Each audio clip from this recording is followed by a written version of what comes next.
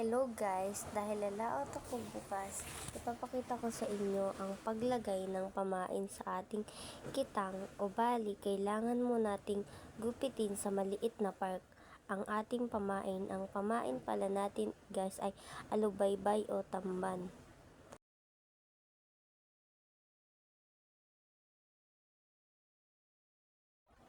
Dito guys, ilalagay na natin ang ating pamain sa taga o piso.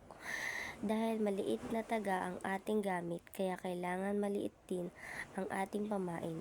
Ang hulihin pala natin ay bisugo at bagaong. Ang gamit natin taga ay guys ay 569.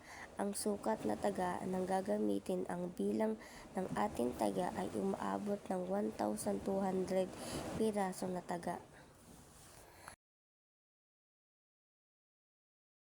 Dahil yari na tayo, pwede na tayong lumaot bukas at papakita ko sa inyo ang ating mahuhuling isda.